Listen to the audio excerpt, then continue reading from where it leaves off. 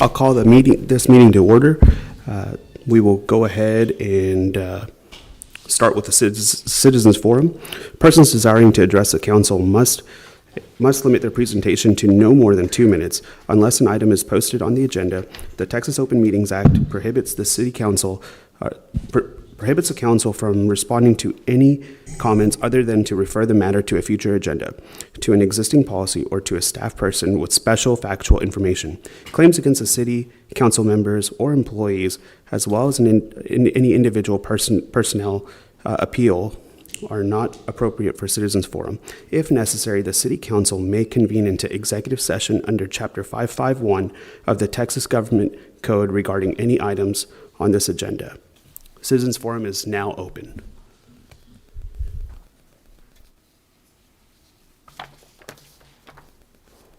Seeing none, we will go ahead and move on to agenda item number 3. Receive presentation from Samco Capital Markets, the city financial advisor, and P3 Works, the city's PID administrator, regarding Public Improvement District PID financing and other matters relating thereto. I'll just ask to the audience. I know we're doing a formalized council and P&Z workshop. If we have any questions, we'd like to limit it to afterwards, after the actual session is over. I know our speakers will be with us for a little bit afterwards too, and there's a lot of people that have worked really hard and want to or have been curious for quite some time. Before you guys start, though, I know we want to make sure that P&Z clocks in too. You want me to call this meeting to order as well? Fantastic. All right. Well, we will go ahead and call the P&Z to order at, well, what is it, 5:02, give or take? Yeah, there we go. How about that? Is that good enough? Good. Rock and roll. Please. All right. Good evening, Mayor, Council, P&Z Board. I'm Jamie Schulte with P3 Works. Good evening. I'm Andrew Friedman with Samco Capital Markets, financial advisor to the city. So tonight we're going to give you a brief introduction to public improvement districts, commonly referred to as PIDs. So to start off, Chapter 372 is essentially our PID rulebook. It comes out of local government code statute, and it gives us all the legal and regulatory framework that governs the process. Some big picture things to consider.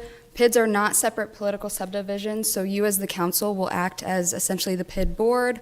Any major events happen in the PID will show up on one of your agendas, and you'll vote on those. The PID allows cities to extend public infrastructure without burdening existing taxpayers, and it also gives the city an opportunity to negotiate with developers on things like annexation, oversizing, amenities, development standards, stuff like that.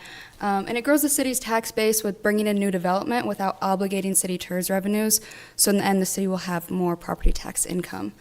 They can also be used to forward the city's comprehensive plan, thoroughfare plan, parks plans, stuff like that.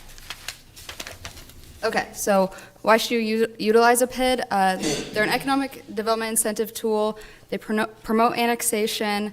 The city can use them in order to enforce development standards, design standards, anti-monotony standards for these new developments that are coming into the city. You can also add in private amenities like pools, playgrounds, fitness centers, trails, parks, things like that. And it's going to accelerate the construction of improvements described in the city's comprehensive plan and other plans. And then in addition to that, the city can require a cash contribution from the developer to fund city projects. Okay, so how does the PID work? PID is a contiguous area of land located in either the city limits or extraterritorial jurisdiction. If it's located in the ETJ, it will eventually be annexed in. Assessments are levied on the property within the PID based on the benefit received from the improvements. These assessments can be paid in full or paid in annual installments. We usually see these paid in annual installments, but every now and then we do have people that pay their assessment in full. It's a lien that runs with the land, so when the developer sells to home builders, that lien will stay. When the home builders sell to homeowners, it will pass on to them and so on until it's paid off. And the assessments that get paid every year by the people who own the land, those go to either debt service on tax exempt bonds, or if the PID does not issue bonds, then it will go to pay off the reimbursement agreement with the developer, which does include interest. An important thing to note, administrative expenses are included in the annual installment. Those are already calculated in. That's how we get paid, so that the PID essentially pays us. That doesn't come out of city funds, so no concerns with that. And existing residents pay nothing, no city funds are used. All of that comes from that assessment. One thing I might add to that, PID assessments are often thought of as a tax by another name. One key distinction to keep in mind, as your property value goes up, as the levy levies an ad valorem tax, the actual amount of property tax you may pay as a homeowner will change over time. A PID assessment is a fixed dollar amount that does not change over time. So even as the value of those homes goes up, even as they may change hands over time, that assessment is the same for the course of those 30 years or the length of that public improvement district. Okay, and then the creation process for a PID. In order to create a PID, the developer has to submit a PID petition to the city council. That same PID petition will also call a public hearing. At a later date, the city council will hold the public hearing where anyone can have a chance to talk, and then you will consider and vote on the creation of the PID. Once the PID has been created, we prepare a service and assessment plan, PID finance agreements, et cetera. Service and assessment plan is our scope. And then that will come before the council as well, and you will approve that. If bonds get issued, that will follow. Public hearing to levy an assessment, that comes first, followed by bonds. Typically about a 6-month process, and then leading up to that levy of assessments, the city and developer will enter into a professional services agreement, which is essentially how we get paid until that assessment exists. So the developer will escrow funds to the city to give you guys money to pay us without affecting your city funds. And if I might interject here, the reason this information is being presented tonight is we do have a developer that has demonstrated an interest in creating a PID, and we thought in order for council to make the best decision, we needed to be educated on what exactly is a PID, the good, the bad, the ugly, how does it benefit the city, could it hurt the city, be able to answer all of those questions before a definitive response could be made. Okay, so who does the city have on their team in the PID process? Obviously, you have your city staff, city manager, secretary, finance director, engineer, attorney, and then your third-party consultants, PID administrator, that's me, financial advisor, and then when we issue bonds, you'd add in bond counsel, underwriter, appraiser, underwriter counsel, and trustee. So you'll have all of us on our side, and then the developer will have their team as well. We've issued over the last couple of years some bonds or certificates of obligation for the wastewater treatment plant. A lot of the folks involved are the same between when the city of Paris issues debt versus issuing PID bonds. It follows a very similar process, but it's a far more complex and negotiated process, because when we borrow money as the city of Paris, we're pledging our ad valorem taxes most often. We're a known entity.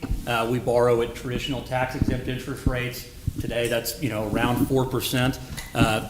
PID bonds, whether we'll get into the types of PID financings that there are, or ways of securing a public improvement district, are much greater risk. And so there's a lot more effort and checks and balances that go into the process before the city issues those public improvement district bonds on behalf of a developer. And so you've got, on top of all of the staff time and engineers and consultants that are working, you've got a PID administrator who specializes in administering that PID, which is putting together that service and assessment plan that governs how those funds are expended toward the approved project that the city's negotiated. You've also got your bond lawyers, and you've got a third-party independent appraiser who's appraising not just the value of the land that they're going to develop, but the value with the improvements that they're setting forth to develop as part of that public improvement district: water and sewer lines, street, curb, gutter, et cetera. So there's more people involved. The borrowing cost of those financings is much greater because they represent a higher level of risk to the bond investor. It's always really important to remember that in no way and in no uncertain circumstance is the ad valorem taxes of the city pledged in repayment of any public improvement district bonds. The PID is an imaginary boundary written over a parcel of land, and so when a bond investor is buying PID bonds, they know they can only look to those assessments for repayment of that debt. So in no way can they come back to the city and say, you need to make this right, you need to go levy an INS tax just as you do for your COs. There's cities under absolutely no obligation to do that, or any other revenue stream of the city or its other enterprises. I guess I'll take these slides. So there are different types of PIDs, and every development is different all over the state, but you could have multiple developments just within Paris that have different needs and the type of financing that they may undergo, or the timeline for doing that would be different between the three. So we'll look at pay-as-you-go PIDs, and I would look at them as kind of one end of the spectrum, where they're going to levy an assessment, and the developer's going to receive that cash flow annually over the life of that PID. So if a homeowner's paying $1,500 a year, as an example of their PID assessment, the developer would expect to collect that $1,500 a year annually for the life of that PID. On the opposite end of that spectrum are construction bonds, and that's where PID bonds are issued before any improvements are made, any houses are built, there's any homeowner in place, and that's called the construction bond. That represents the highest level of risk for a bond investor, because you are lending money to somebody before any value has been put on the ground. And so there are lots of different metrics and different safeguards that go into place before the city might okay issuance of construction bonds or upfront bonds for a public improvement district. The quality of the home builders that they're bringing in, are they, a known entity such as a Lennar, D.R. Horton, some of the bigger names that you may think of. And so that level of perceived risk matters when you can go to market, whether you can even go to market. Investors do a lot of due diligence when it comes to construction bonds. That third type of PID is really kind of in the middle between those two prior options, are reimbursement bonds. And that's where you set up a PID, you establish and set that PID assessment, and then after the infrastructure has gone in the ground, whether that's water, sewer, street, curb, et cetera, and the lots are now being sold to developers, then you can go in and issue the bonds. The value's been put on the ground. The developer's probably done that through using a mixture of their own cash and or private debt or equity that they've raised, and then they're going to issue bonds once there's value on the ground that they can then, comes back to them to reimburse themselves for the money that they've expended toward the project. And that's taken a lot of risk off of the table. We see probably more of that these days, at least in my experience, than we are of construction bonds. But again, every development is different. And so it's hard to say with any degree of certainty, which one you might expect for any given development that the city examines. Turn that back over to you. All right, so the city obligations for the PIDs. Number one, you guys are going to inspect the public improvements that the developer is putting in, make sure that they're up to standard before accepting them, things like that. And then hiring and overseeing the PID administrator, that's us. Some of the things that P3 will do for you as your PID administrator is review requests for draws from the developer. We have a specific draw team that specializes in this. The developer submits their cost to us. We review them, compare them against the SAP, make sure that the costs that they are wanting reimbursed align with what we approved in that document and are compliant with the PID. And then at that time, once those costs have been approved, we release the funds back to them. So we handle all of that. And then maintaining a database for all property within the PID. We have a website where anyone within the PID can go look up their property and see all the details of their assessment, their annual installment for the year, everything like that, and we update that every year around this time. Updating the assessment roll, allocate assessments upon subdivision, and track payment history. That all happens, and that last bullet point, prepare and adopt an annual SAP update. Once the PID has been created, we will bring an SAP update before the council every year, which is going to update that assessment roll, which will tell people what their installment is for that exact year. That's also going to include budget updates, construction updates. It'll show how many lots have been sold to homeowners, how many are still being constructed, what percent of the budget has been spent, if there's been any plats recorded, all of that stuff. So once the PID's created, we do come back every year for the life of the PID, give you guys an update, give the people that live within the PID an update, let them know what they owe for that year. So that we do that every summer. We're in that process right now. Throughout the year, we prepare delinquency reports. And then for bonded PIDs, the developer is going to enter into a continuing disclosure agreement, which is going to require them to submit a quarterly report as well as an annual report. And we have a team that reviews those, verifies the information in them, make sure everything is correct and accurate, and make sure that they're staying in compliance with those agreements that they signed and what they promised the city they were going to do.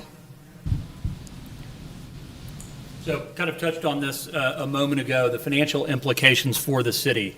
You're not pledging your taxes or any other revenue stream. The PID debt is non-recourse to the city, meaning no one can ever come after you if a developer or if the PID bonds years down the road are in some form of default, which, by the way, has happened incredibly infrequently as PIDs have risen to more prominence here in Texas.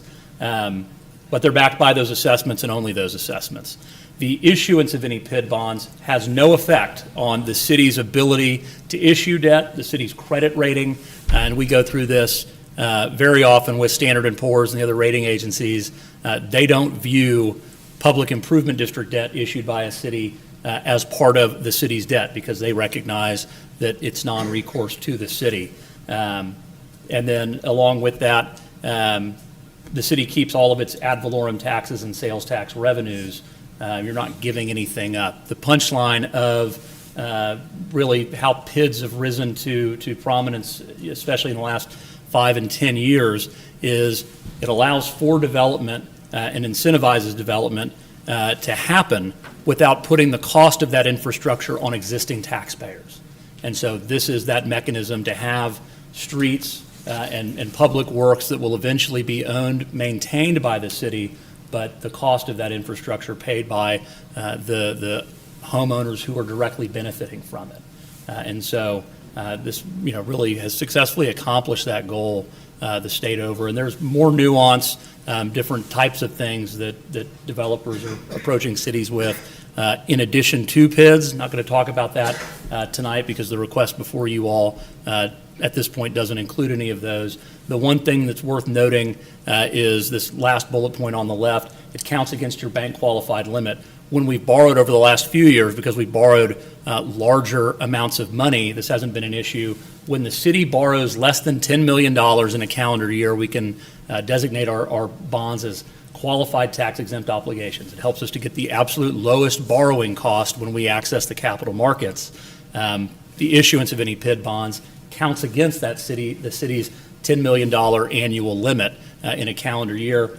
We've kind of covered that hurdle within the financing agreements of PIDs. It says, Mr. Developer, if your PID issuance causes the city to have to issue its debt on a non-bank qualified basis, we will calculate how much interest we are paying, and you will cut us a check at the time of our bond sale to make the city whole, should we intend to borrow less than $10 million in a calendar year.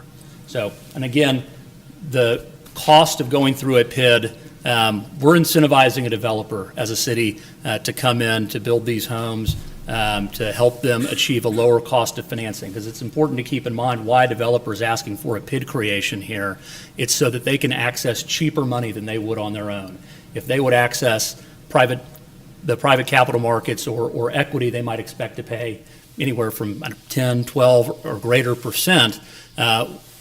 They can borrow for this infrastructure somewhere around the 7% range on tax exempt money. That makes a huge impact on their bottom line. And so you're bringing that to the table.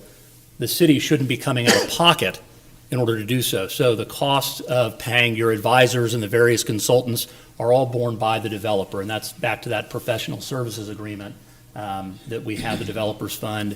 When the bonds are issued, all the financial advisor, bond counsel, all of the different folks involved are paid out of that bond issuance and that professional services agreement escrow account that's created from the outset, so the city's not coming out of pocket $1 to negotiate and ultimately see the public improvement district created and successfully implemented.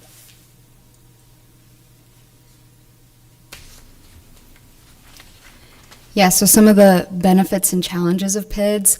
Benefits, as mentioned, annexation, increased tax base, enhanced projects and amenities, advancing city master plans. You guys have a lot of control to say what you want in the situation, what the city needs. You can really prioritize that when you're negotiating your PID, and then the cash contribution to the city. Some potential challenges that we see working with PIDs: public perception and headline risk. Not everyone is super educated on PIDs, so there do arise some issues with that.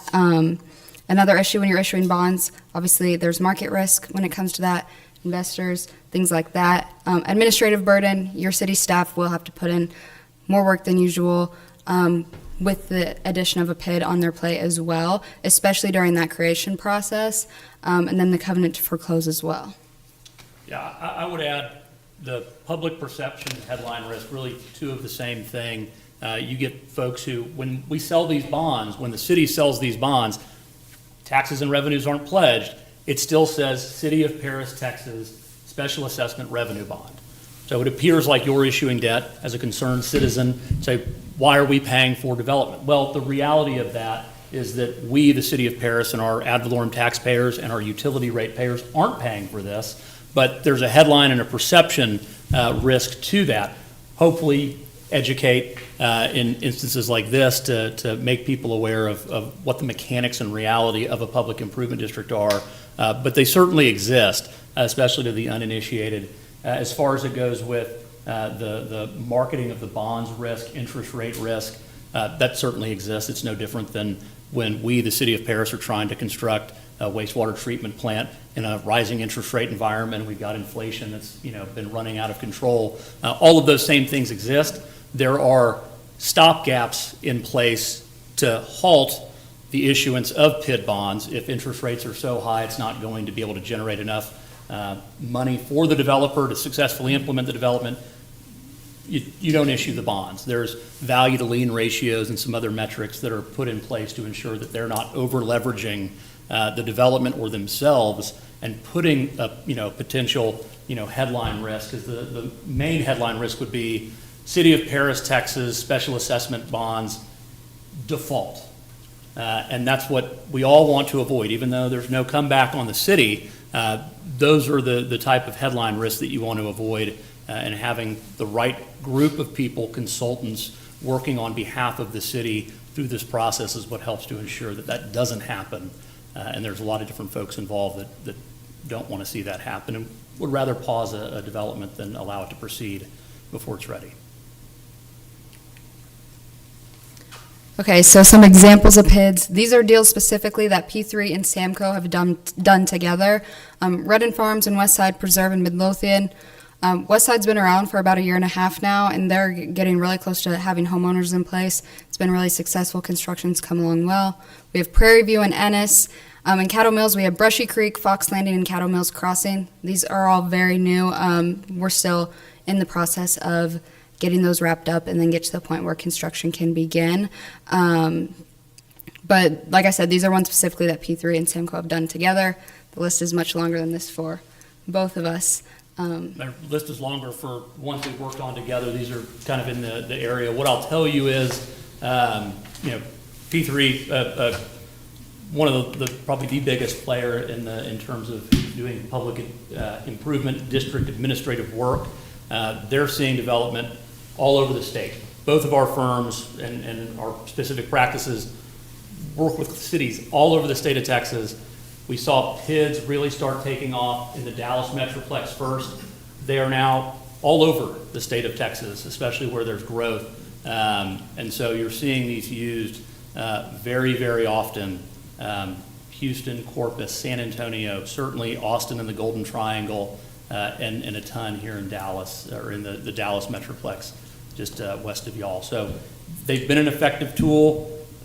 The thing I would always encourage is to have the right people in place. It's not enough just to have an interested developer. It has to be a development that works for both what the city needs and wants and what is likely to have the highest chance of success in delivering that. So I think that's the presentation. Robert, I don't know if you wanted to make this conversational and question and answer, or how you wanted this to I think if council has any specific questions, and this is an awful lot of information to get and digest in one setting, but I think if you have any immediate questions, if not, we definitely have P3 and Samco that we have frequent calls and visits with.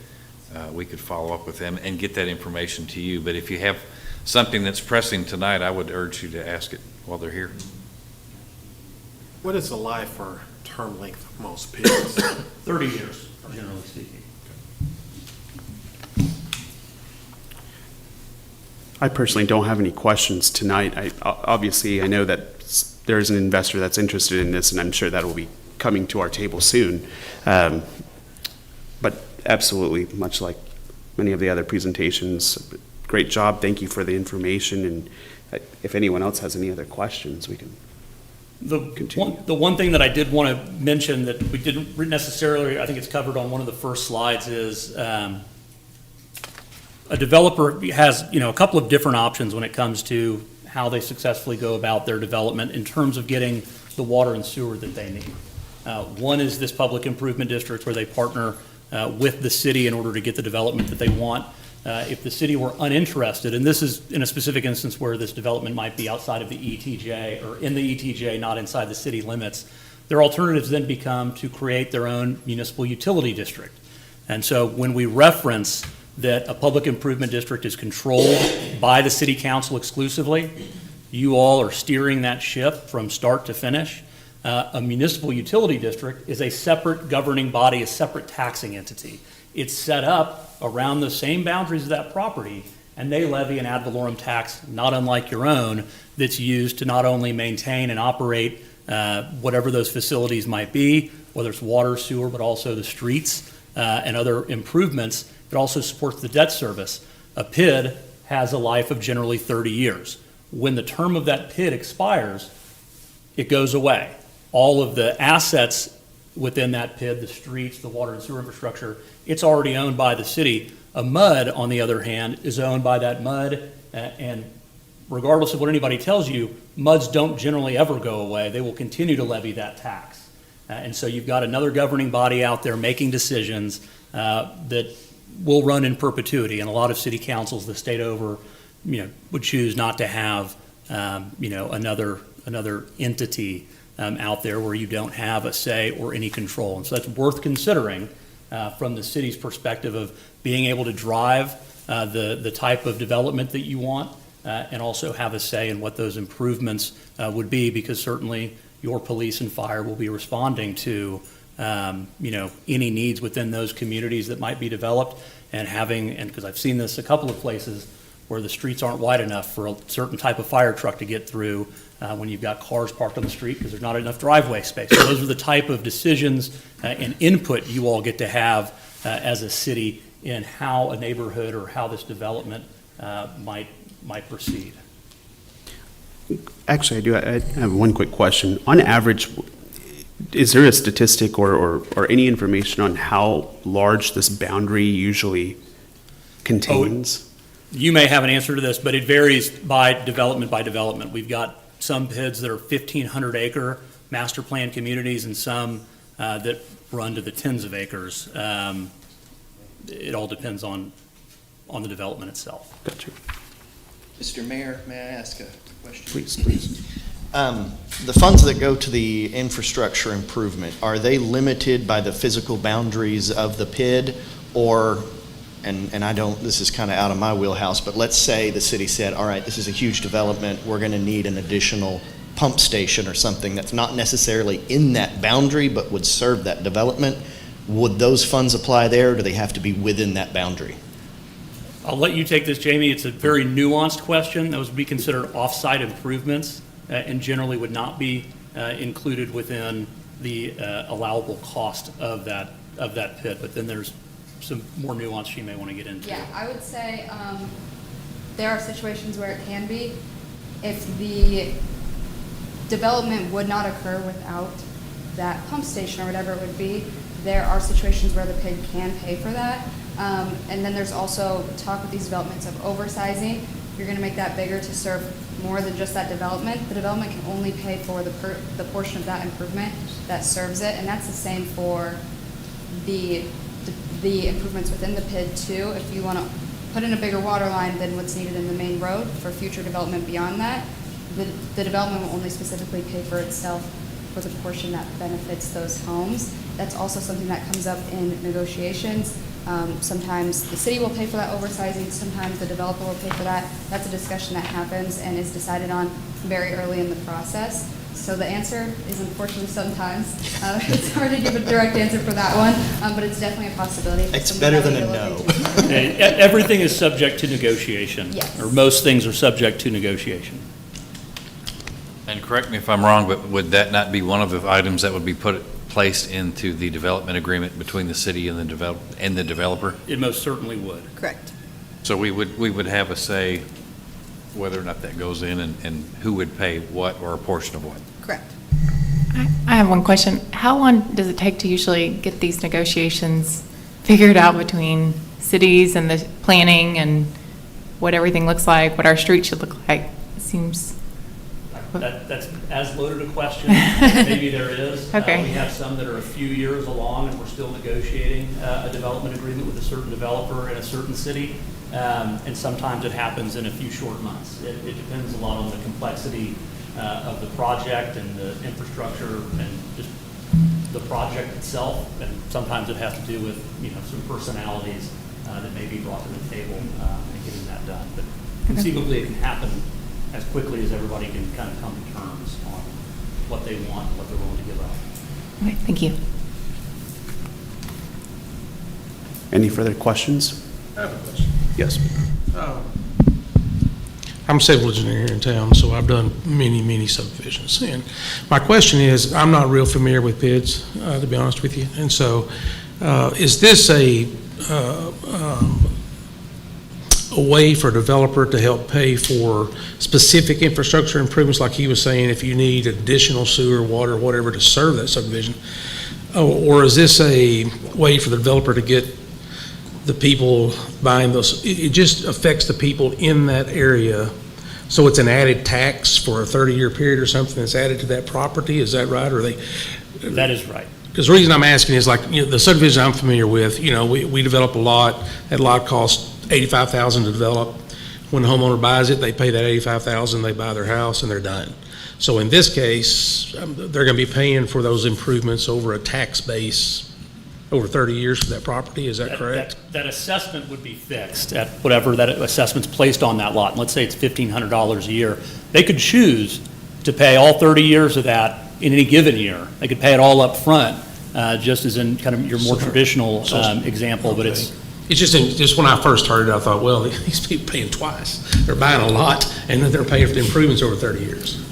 In theory, That's what it feels like. the to me. improvements that are being put in the ground and financed wouldn't be factored into the cost of that lot I like see in what your you're saying. traditional Right. scenario. Okay. It should be. Where it is on our side, the way we do Sure, it. but it's all, these developers do a lot of math, what we call like a tax rate equivalent. Sure. Because they look at the PID assessment as though it were just another tax, and it might be 25 cents, as an example. They know that they still have to be able to market this home that they're going to build Right. against their competition, whether that's neighboring cities, other subdivisions within the city, other PIDs that are built within that city. And so they are very cognizant of the burden that they're putting on this prospective homeowner when they're coming up with that. And that is reflected in the price of the home that they're building, but also the level of assessments that are going And it within does that. travel with the lot, really. So Correct. they- It travels with the it's- land. right. Okay, that's all I've got. That answers my question. All right. Thank you. You're very welcome. Thank you. Agenda item number 4, review information contained in the Paris housing market analysis with Catalyst Housing Consultant. Mayor, if I would, by way of introduction, of course, we have Catalyst Housing, or Catalyst Housing Consultants here with us. This project started over a year ago. with there are three individuals, but two that are here with us tonight. Chris Branham and Don Work. They're going to present their assessment, the findings. Staff's been working closely with them, as have other stakeholders, to determine what is the inventory and audit of our housing, so we can determine the best way to move forward and the most appropriate way to move forward to make sure that our development is what Paris needs. So I'll give it to you. Thank you. Thank you, Rob. Appreciate it. Chris Branham from Catalyst Commercial, and this is my associate Don Warwick with Freeze and Nichols. We've been working on this for a while, going back and forth with staff, making some refinements with staff and EDC staff, city staff and EDC staff. And we're excited to present this. We appreciate you guys having us in this format so that we can talk about Paris and kind of what's happening in Paris and what's going to happen going forward. So, like Rob said, we started this last spring. Came out here, did kind of a city tour, met with some stakeholders, had kind of a presentation, and then we came back in the fall for the second phase where we came out and did some more kind of in-person assessment, driving around all the city streets, looking at all the housing for, making assessments on condition, and then went back to our offices in Oklahoma and DFW and did all our data analysis, and then came back here in April to present kind of initial findings to city and EDC staff, and then now we are back for council workshop, and then next would be adopting this as a policy document as an amendment to your comp plan. So kind of jumping in, where are we now? We started this process, and through the driving tours, we identified, a number of issues, lack of housing choice and inventory, lack of kind of that next level move-up housing that, some of the new companies that are coming in with these higher-paying jobs that Maureen is working so hard to recruit. There's. Brandon? Yes, So sir. sorry. Do you mind speaking up? Sure, Into the sure, mic? sorry. Can everybody hear me now? Everybody hear me? All right, perfect. Sorry. So as these people come in, trying to give them, more choice of housing within the city of Paris. So a lot of times right now what we're seeing, some of that housing is going out into the county. And that's the choice that people have, is to go out into the county because it just doesn't exist within the city, right? Blight and code violations, we'll get into this a little bit later, but, falling down fences, structural issues, unmowed lawns or unkempt lawns, abandoned vehicles, things like that. Rental concentrations in some of these neighborhoods where you've got issues with absentee landlords and, maintenance issues. And then again, that construction in the county. But, Paris has relatively low land and housing costs comparative to, DFW. You guys are close enough to be able to go there, every once in a while, maybe once a month or whatever for, amenities and, shopping and all that. But you're able to, be here and enjoy that lower cost of living relatively. You have a, diverse housing stock. You've got all your historic district, your downtown. It's something, a lot of cities don't have, and, it needs to be preserved and protected. One thing that we've heard over and over is an extremely strong rental market where, things are going on the market one day and they're gone that day or the next, just due to lack of inventory and, more demand than there is supply.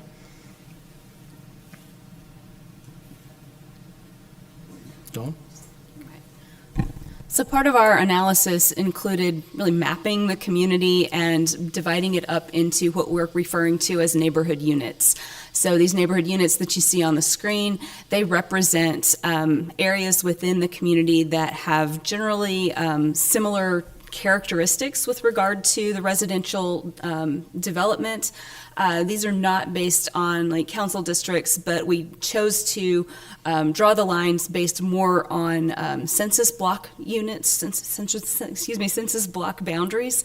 The reason there is so that we could find the demographics and really identify similar demographics for each of these geographic areas and compare that to both the city as a whole and to larger geographies like the state. So it just helped with the analysis to create this grouping of 8 neighborhood units. And later in the presentation, we'll talk about some of the key takeaways, things that we learned within each of these 8 neighborhood units, and we'll kind of start on the far west side and work our way clockwise through the different neighborhood units when we start through that description. One of the things Chris mentioned, that there was a driving tour. We spent a couple of days driving the community, really understanding what was going on within the residential areas of each of these neighborhood units. So this was a bit of a windshield survey, and looking through the, taking in the various characteristics of the different neighborhoods. We created this graphic, this inventory, to understand kind of what we're calling an assessment of the residential properties throughout the community. The areas that are white on this map are areas that don't have large concentrations of residential development. There may be some, so there are like large agricultural properties, but they're not like concentrated subdivisions and other neighborhood type development. You'll notice that areas that are identified in green are ones that we're identifying as sound. So those are areas that have few or none recognizable issues with regard to property maintenance or code enforcement type issues. Those areas that are identified in blue are areas that probably need to some, and this is a generalization across those areas, but there are properties within those areas designated in blue that need some minor repairs. There may be some, shingles or other types of elements on properties that need to be improved.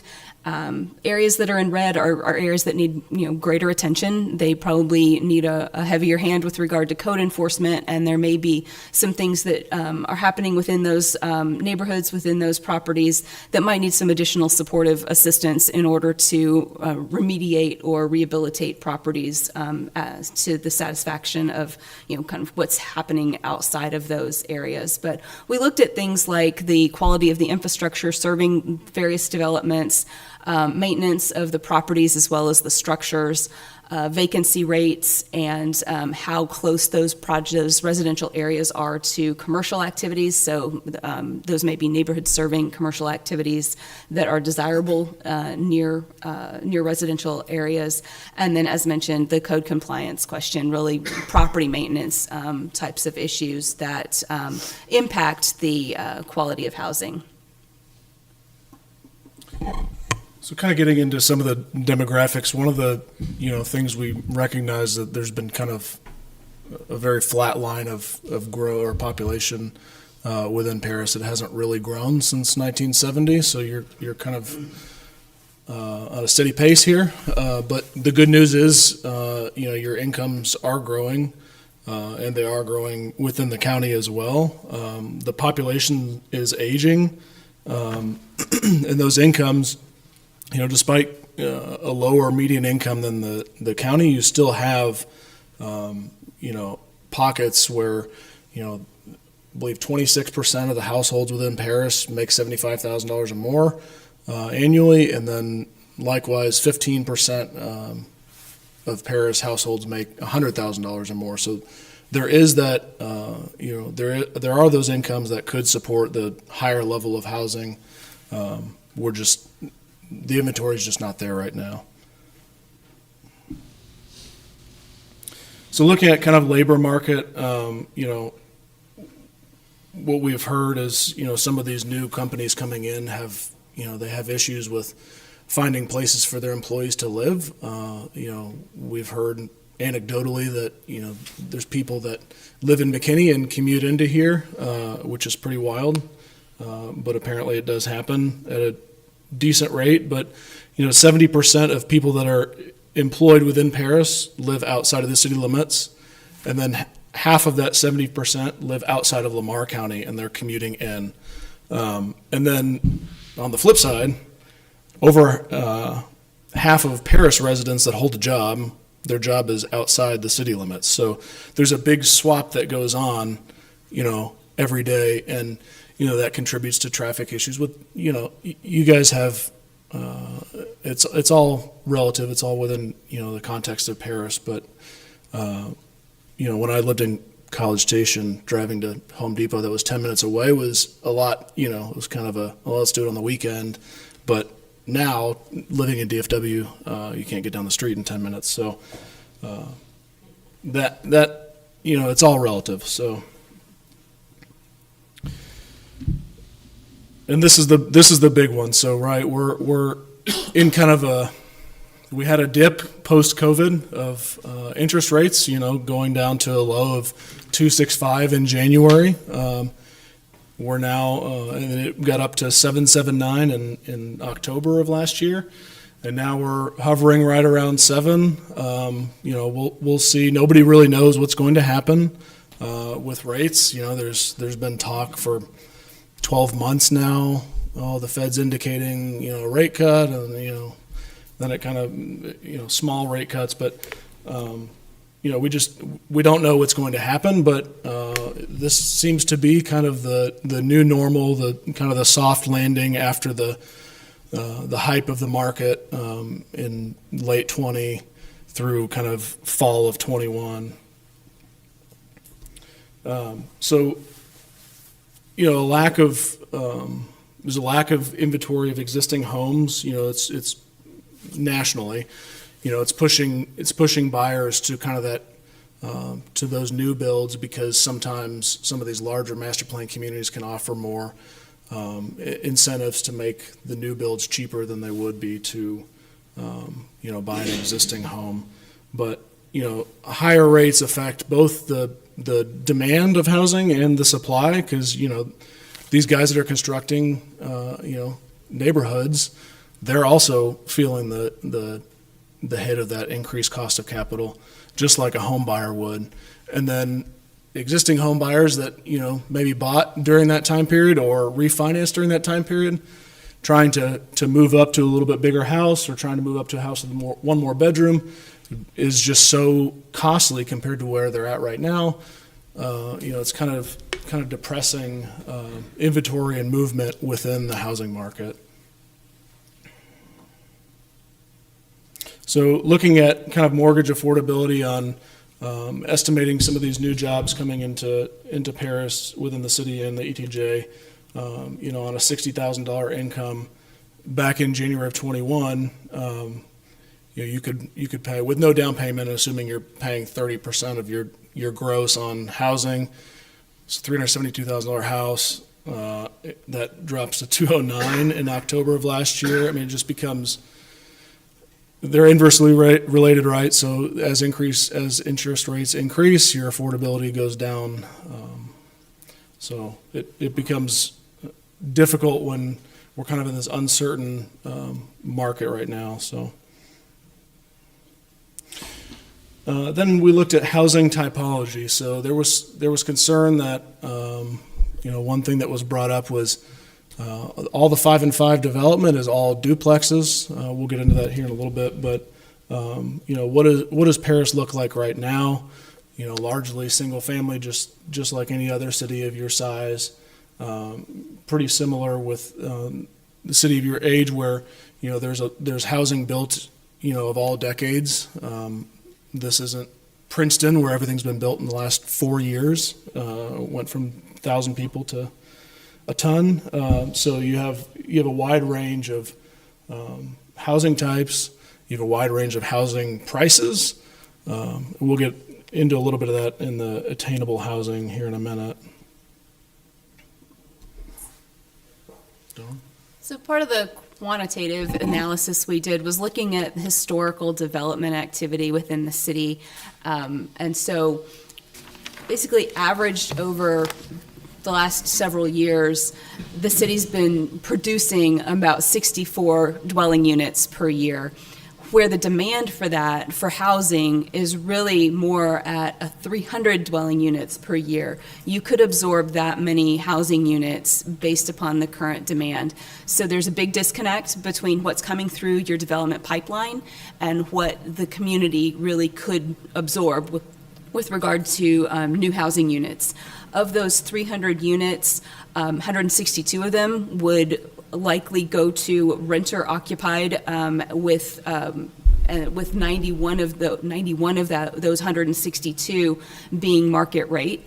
And then 138 of those 300 units would be geared towards or could be absorbed by owner occupied properties, with 72 of those being market rate at 200,000 at a sales price of 200,000 and above, and even above that, 36 of those.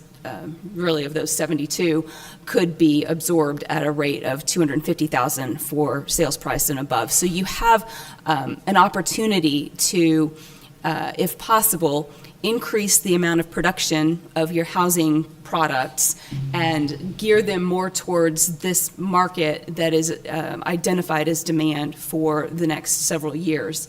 Looking back a little bit at activity really since the early 1980s, which is when you probably had your biggest boom in development activity, relatively speaking, in the past relative few decades.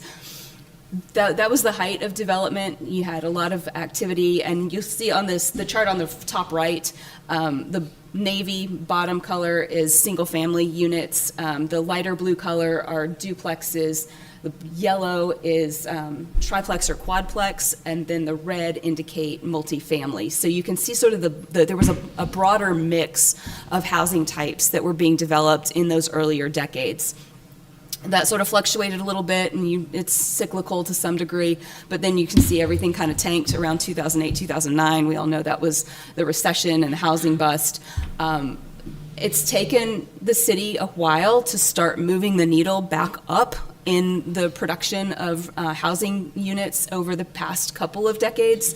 And so now you're starting to see some more production, but we're also starting to see that it's almost flipped. It's inverted, the amount of duplexes versus the amount of single-family homes that are coming through your development pipeline. So there are probably some unique circumstances that are driving that, but what we know is that what's coming through the development pipeline is not addressing the demand, and so we want to find the right interventions to sort of realign what's coming through the pipeline with what the demand is, so that it's better addressing the needs of the community. So that's what that is to address. And so all of those numerical assessments are really the quantitative analysis that we've done to understand existing conditions. Then looking at the neighborhood units, which is what I'm going to go through next, was more of a qualitative assessment of what's happening within the different geographies of the city. So I'm not going to read through all of the demographic snapshots for each of these. You guys have those in your document, but I'll just briefly talk about a few key takeaways from each of these neighborhood units that we've identified. So starting with neighborhood unit number 1, this is the far western edge of the city. The residential within this neighborhood unit is generally clustered north and south of Bonham Street, and also further to the north, you have larger lots that are more agricultural, and of course the lake up in that area to the far north. There are 3 senior living communities within unit number 1. There are some newer subdivisions on the south side of Bonham and along 41st Street. There's very little of what we would call middle housing, and those middle housing units are generally everything that you would see from a duplex to maybe a 16 unit, not a massive multifamily development, but something that's in what we would consider the middle. And what we're finding, nationwide, middle housing is at a complete loss. A lot of development regulations for communities across the country basically disallowed middle housing for a very long period of time. We had a period of adopting development regulations in the 70s, 80s, and even into the 90s that were really focused on single-family suburban type of development and really disincentivized the development of middle housing, which was much more common post-World War II. So moving over to neighborhood unit number 2, this is further east and also north of Bonham. The residential in the southern portion of this neighborhood unit is more common, and then transitions to some industrial development and agricultural kind of on the western side, north and western side of the neighborhood unit. This is the neighborhood unit that has the lowest residential population within the city, and mobile homes comprise 9% of the housing stock within neighborhood unit number 2. So this neighborhood unit actually has the lower or lowest home valuation and median income for the city. Neighborhood unit number 3, this is just northeast of the historic downtown of the city. There's a wider variety of housing stock within this area that includes not only single family, but some multifamily and duplexes. There, in fact, are several duplex subdivisions in this neighborhood unit. We did recognize some code enforcement issues here relative to dilapidated structures, some unmowed yards, outside storage and junked vehicles. Mainly on single lots, so those are like single lot property maintenance type issues. There's a large percentage of middle housing, relatively speaking, in this neighborhood unit, and that's comprised of smaller units, 3 to 4 unit structures, as well as 5 to 9 unit structures. There are 2 large multifamily complexes in neighborhood unit number 3. And moving over to neighborhood unit number 4, there in this location, this is probably the smallest geography of any of the neighborhood units. There's a more pronounced mix of housing units here, or housing types here. Several duplex and quadplex rental developments, as well as larger multifamily developments. A lot of the multifamily in this particular geography was developed in the later part of the 20th century and represent your typical garden-style apartments. 2 of the large apartment complexes in the city, Greenbrier and Bellcrest, are located in this neighborhood unit. This has the largest percentage of middle housing and the lowest share of single-family housing with regard to comparing the various neighborhood units. And in this particular neighborhood unit, more than 97% of the homes are valued at less than $200,000. So it has some of the lower home values within the community. Neighborhood unit number 5, this is the northeastern portion of the city. Most of the homes are larger homes on large acreages, so at least half-acre or larger lots. They're traditional suburban-style homes, as well as some that are agricultural. These are well-maintained. Very few code enforcement issues were identified in this neighborhood unit, and this neighborhood unit has the highest percentage of owner-occupied homes within the community.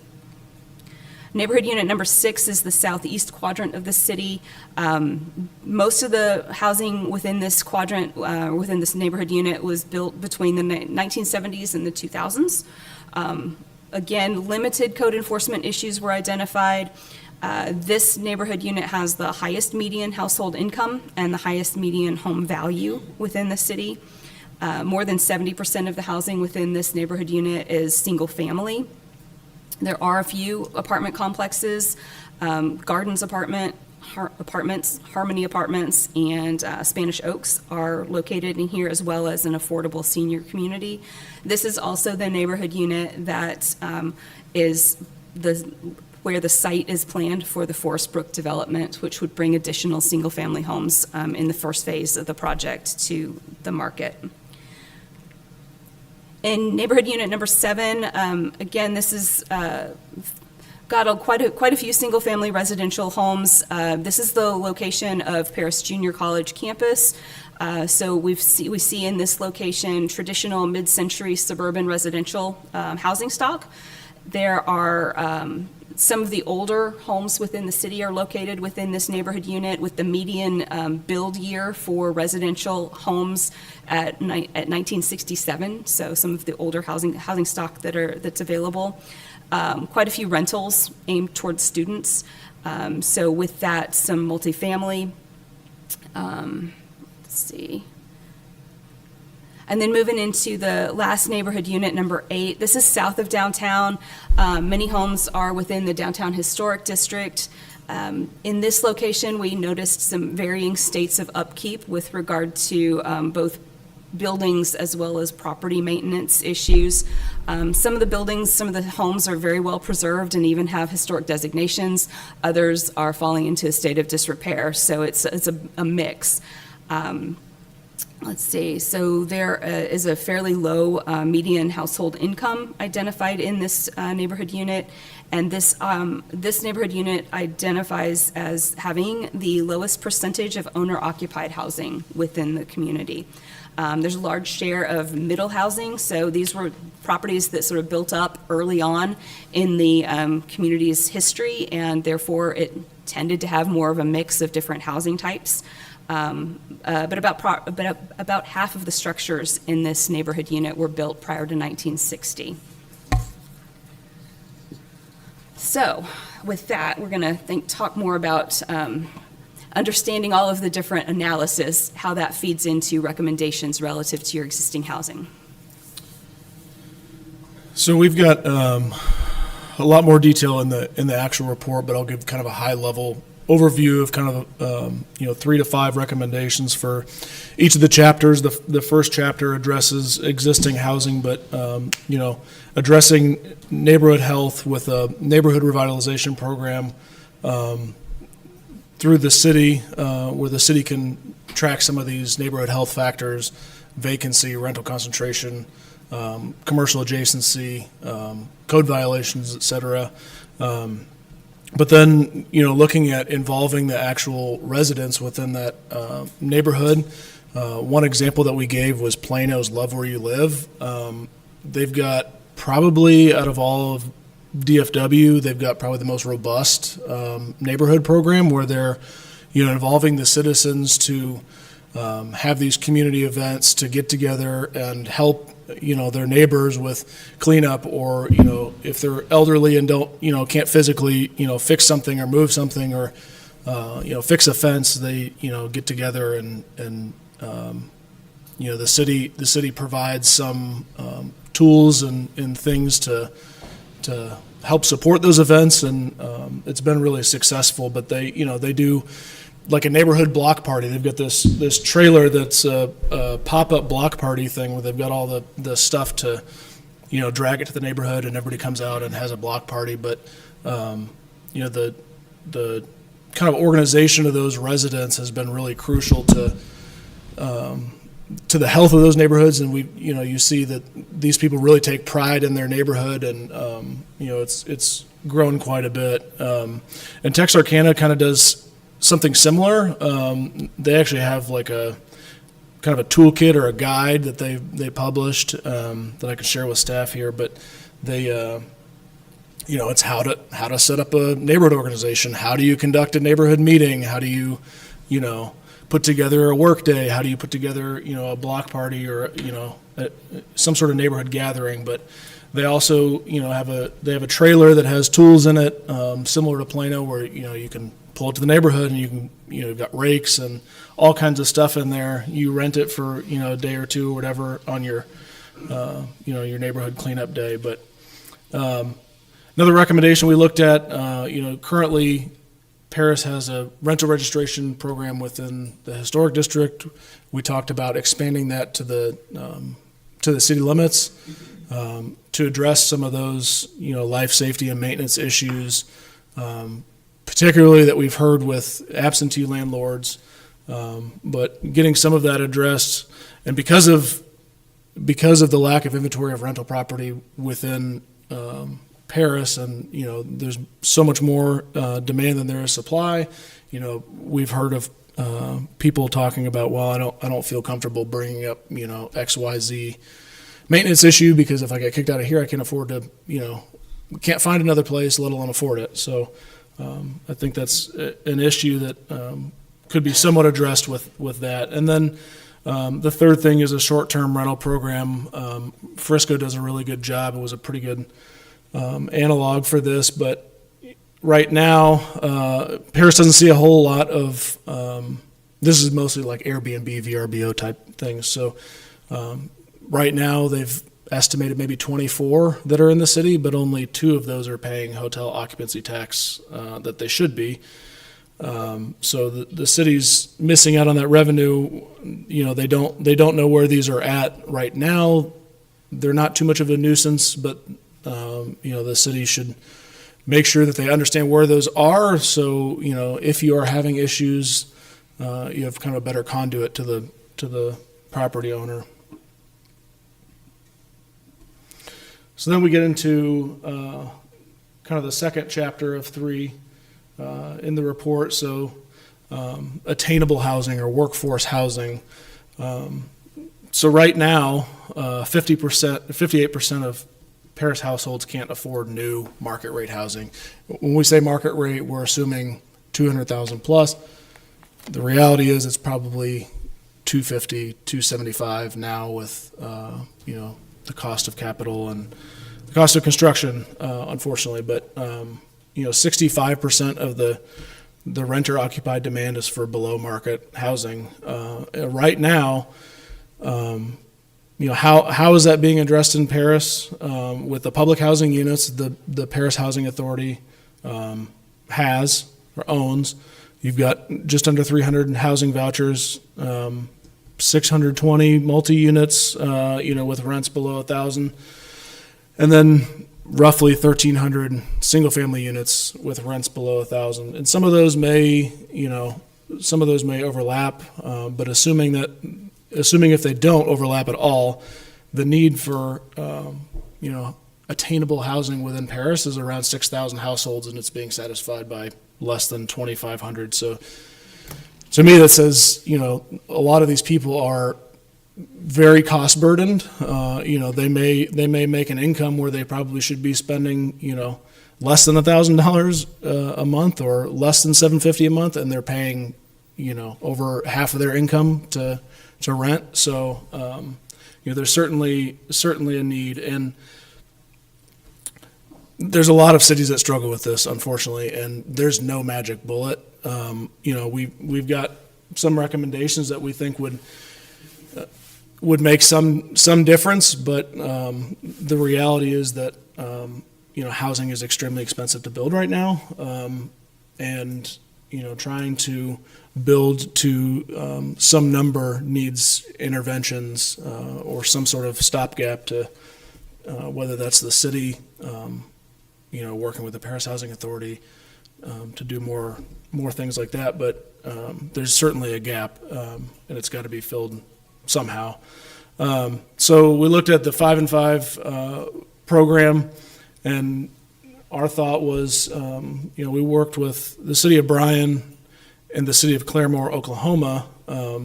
Both have had these, both have done a pre-approved building plan program where they've got kind of a pattern zoning where, you know, somebody can come to planning or the community development department and say, I've got, you know, a lot this size, I'd like to build a house. And the benefit of this is one of the concerns with the 5 and 5 program that we had heard time and time again was quality. And you know, whether those housing units that are being built fit within the style, the context of the existing neighborhood. And you know, I think doing some sort of and Claremore does it really, really well. It's taken off, and you know, they're a little more affluent than Paris is, but not a whole lot, and it's gone really, really well for them, and those houses look really good. So you know, another thing would be avoiding bias towards one housing type within the 5 and 5 program. There's nothing wrong with the city saying we want to have this balance. This is the balance of housing that we're going to approve. We're going to approve so many single family within the 5 and 5 versus duplex versus multifamily. So then a second recommendation would be kind of creative solutions for funding some of this attainable housing, whether that's 0% loans to residents that qualify for large systems issues like heating and cooling, and then looking at rehab loans through the city that the city can use to help some of these people take their house from something that maybe having large structural or system issues and bringing it up to snuff so that they can continue to live in it and it doesn't get on the city's list to tear down. So then also the city is working on a policy for accessory dwelling units with kind of in combination with the whole lack of inventory or lack of supply for rental housing. The lot sale price within Paris isn't huge, but it's still a hurdle, right? And, if somebody has a large lot and a small house and they have extra room and want to, use one of these pre-approved building plans that, some of them can be built on the ground, they can be built on the top of a garage, they can be built, as another unit, but allowing people in certain areas to build those on their existing property. It just lowers the most of these recommendations are things that are trying to lower the barriers and ease any sort of barrier to development within the city. So allowing people more options to do with their property what they would like to do, I think is always a good thing. So this is, we talked about housing demand a little bit earlier, but essentially if you look at the region as a whole, how much the population is growing, how much the income, how is the income growing or declining, what does housing tenure look like, how long do people live in houses, how often do people change from when they turn over from one unit to another? Are they going renter to renter? Are they going renter to buyer? Are they going buyer to renter? So all that factors into understanding housing demand. And then from that kind of regional housing demand, we've assumed what Paris can capture of that demand. So like we said earlier, roughly half the housing is for market rate, half the housing is for less than market rate.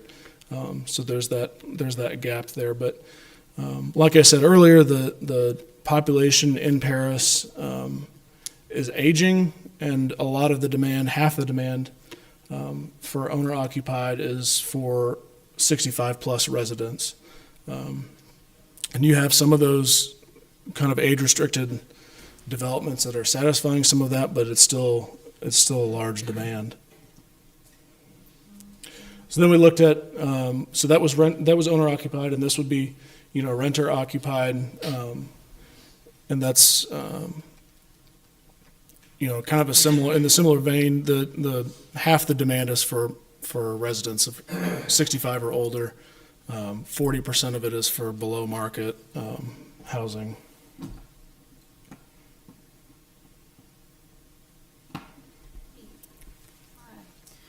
So we've looked at kind of identifying issues and opportunities with existing housing, and just as a point of reference, the most affordable house that you could have within a community is an existing one.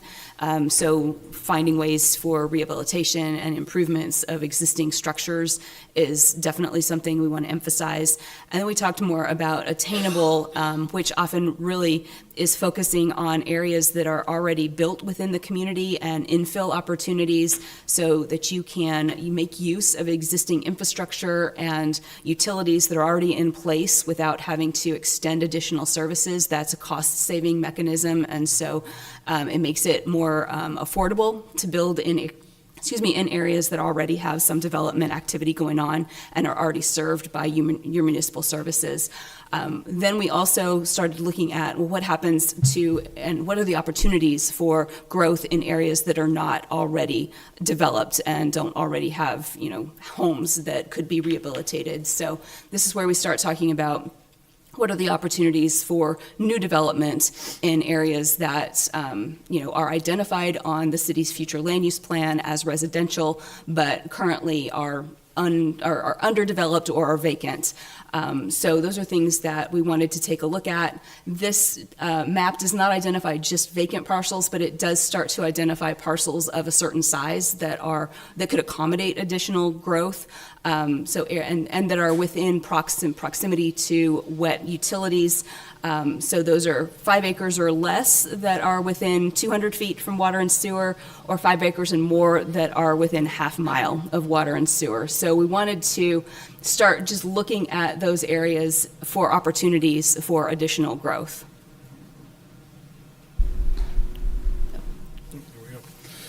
So then we looked at, what kind of recommendations should we have for new development. One thing that's been talked about and we think is worth investigating with the city, partnering with an engineering group to assess and understand, are impact fees something that Paris should do? You've got to engage an engineer to do an impact fee assessment and understand, how much of those impact fees, what does that all entail to implement those? Do we want that? Is that something that that the city should do? But consider the fiscal impacts of new development on the city services and systems. I'd hate to see, and we see it in a lot of communities that focus on growth just for growth's sake. Communities that will essentially give away the farm in tax revenue just to get the development. And I'd hate for Paris to fall in a trap where you continue to give it away and then 20 years down the line realize, hey, we don't have any tax revenue to pay for our streets and sewer and water, et cetera.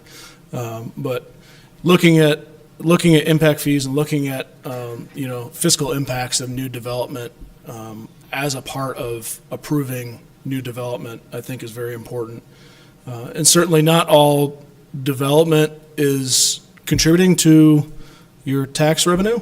You have churches, parks, civic buildings that produce nothing, but those are still a good thing for the community, right? So, there's nuance to it, and there's, different ways you need to look at it, but, looking at it and having an understanding of the fiscal impact of, new development is important. Something else that we essentially administer for the City of Farmers Branch that's worked really well there is this demo rebuild program where they're essentially foregoing tax revenue from lots for, I think they do it for 5 years. They'll give a cash grant up front to demo a house, and then on the back end they give a rebate on taxes. That's something the city could do. It'd be even better or more incentive if you partner with the county to for them to contribute their piece. But this is an example of a before and after. It's quite a difference, but it's gone really well for them. And then another one kind of somewhat internally is having a housing committee forming a housing committee that is made up of, I think you'd want at least one from kind of each of these groups, whether that's city staff, EDC staff, or board members, the development community, residents, some sort of civic leadership that looks at, what's the Paris housing market looking like right now, reassessing your development standards, because those change, right? Like right now in master plan communities, people are favoring smaller lots in favor of more amenities. Density stays relatively the same, but more of that land is dedicated to kind of public or within as much public as it could be, but within the HOAs. purview, but, but those may be 60-foot lots where previously, in your larger or kind of middle single-family zoning district, you wanted 75-foot lots, but the market may be, has shifted, and that's not really where the market is right now. So maybe, that's recommendations or things that committee could look at and make recommendations on.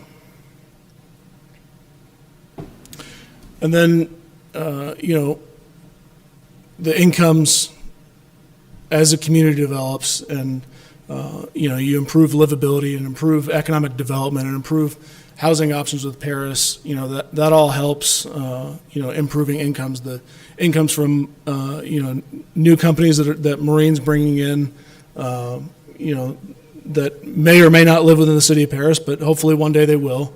That just helps the city and continue investing in, your sports tourism stuff with the pump track and bike race and, prioritizing infrastructure that in a place that would stimulate, private investment.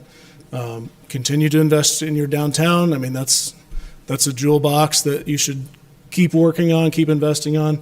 Continue the relationship between the city and the EDC. That can really destroy, any future development in cities that have a difficult relationship, have a very standoffish relationship. So, continuing that partnership because it takes both. Neither entity can do it on their own, right? So, and then lastly, this may be more of an EDC function, perhaps, but, surveying new companies that are coming in, surveying companies that already exist within Paris to understand where are those employees living, why are they commuting from McKinney to Paris. Certainly we can, make assumptions. We know, anecdotally a lot of reasons why some people may or may not want to do that, but, understanding what housing do they want, what housing would make them move to Paris, I think would be pretty enlightening.